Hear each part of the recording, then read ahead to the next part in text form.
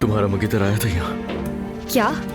क्यों, तुम्हें नहीं पता? ये मुझे कैसे पता होगा? मुझे तो हैरत हो रही है, उसने आखिर तुम्हें ढूंढा कैसे? डरो मत, भरोसा रखो, मैं कोई बुरी लड़की नहीं हूँ। तुम्हारा घर बर्बाद करके मुझे कुछ नहीं मिलेगा। अगर मुझसे कुछ ना हुआ तो हम दोनों मिलकर देख लेंगे। एम्ब्रे, क्या बात है, वो तो बहुत डर गया है। शाबाश। मैं चाहती हूँ कि अजलान मर जाए, नॉर्मल है ये।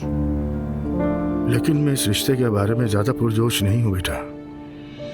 गलत मत समझना, ऐसा नहीं कि मैं तुम्हें नापसंद करता हूँ। बस मुझे लगता है कि ये रिश्ता निभाना आसान नहीं होगा तुम दोनों के लिए। हम रूहान और नूर को अकेला छोड़ देते हैं ताकि आपस में बात कर सके ठीक से।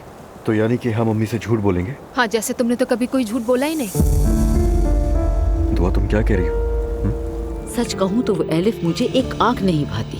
अब तो हद पार कर दी उसने।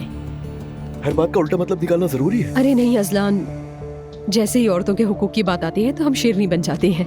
औरत है, जो दिल चाहेगा वो करेगी। एम्ब्रे को समझा दिया है मैंने, अब वो तुम्हें तंग नहीं करेगा। ठीक है, लेकिन कैसे? जो रकम उसे चाहिए थी वो मैंने दे दी। क्या? और कोई ऑप्शन भी तो नहीं था। उससे वो वीडियोस भी लेकर डिलीट कर दी। अब तुम बेफिक्र रहो। तुमने वो रकम दी कैसे? मेरी अम्मी का कुछ गोल्ड था मेरे पास, वो सब बेच दिया है। तुम फौरन मुझे अपना अकाउंट नंबर भेजो, इस तरीके से बिल्कुल नहीं चलेगा। मैं तुमसे नहीं लूंगी, तुम वैसे भी बहुत तंसिया बातें करने लगे हो।